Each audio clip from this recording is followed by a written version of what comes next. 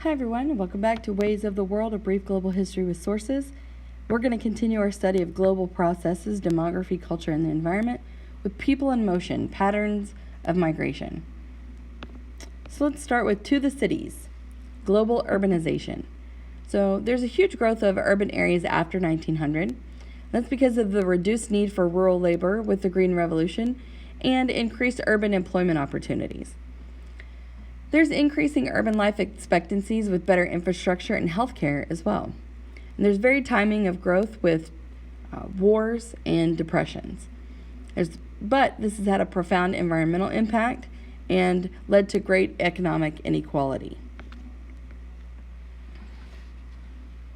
All right, slums and skyscrapers. So the enormous disparities that have accompanied urbanization in Latin America and elsewhere are illustrated in this photograph from Sao Paulo, Brazil. How does this image reflect the social disparities caused by urbanization? Well, economic inequality is not new, but putting rich and poor people in such close proximity to each other as is accomplished in cities makes these differences readily visible, as evident in this image. All right, moving abroad, long-distance migration.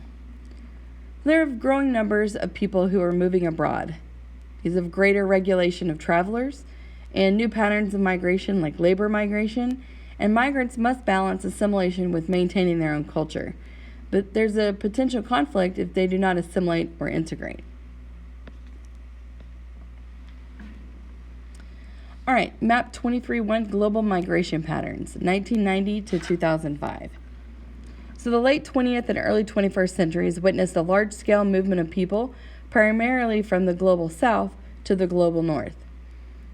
And this is from the United Nations World Bank. So which regions produced the most immigrants, with an E? Which regions received the most immigrants, with an I? All right, produced the most immigrants. South Asia, East Asia, and Central and Eastern Europe produced the most immigrants, which means people are exiting. Now, the regions that receive the most immigrants, with an I, they're incoming, that would be Western Europe, the Gulf states, and North America. They receive the most immigrants, with an I. So does the map offer any evidence to support the idea that migration patterns at the end of the 20th century were still influenced by older links between Europe and its overseas empires? Some evidence of this exists, as some Africans and South Asians emigrated to Western Europe, the states which largely ruled these people between circa 1850 and 1950. Nonetheless, global migration brought these people to many other regions of the world as well. All right, Mexican migrant workers. So since the early 20th century, U.S. growers had employed migrant Mexican workers, but the acute labor shortage associated with World War II prompted a formal agreement between the governments of the two countries.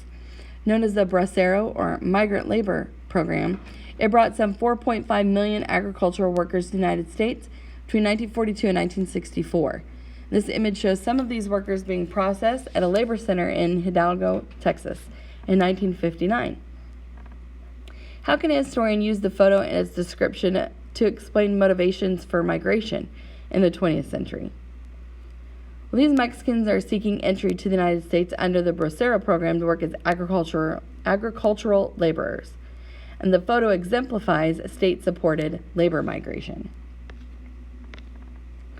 All right, microbes in motion, disease and recent history.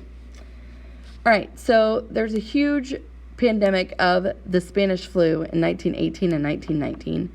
Approximately 50 million people died. There's HIV and AIDS, and that pandemic of the 1980s and early 1990s. And modern communication means that reports spread faster and governments have tried to keep diseases out. That led to the creation of the World Health Organization, and also being able to spread news faster for new diseases as of recently, like SARS, Ebola, and Zika. All right, HIV/AIDS, a global pandemic. So from its place of origin in West Central Africa in the early 20th century, HIV and AIDS has spread widely since the 1980s to become a global pandemic. This billboard from Mumbai, India in 2015 illustrates the global presence of that disease and global efforts to contain it. So how does this image help explain global responses to epidemic and pandemic diseases? Well, HIV/AIDS developed initially in Central Africa, yet this mural is from Mumbai in India, demonstrating how disease and disease prevention have gone global. Oh, and that concludes our study of people in motion, patterns of migration. I will see you guys next time for cultural identity.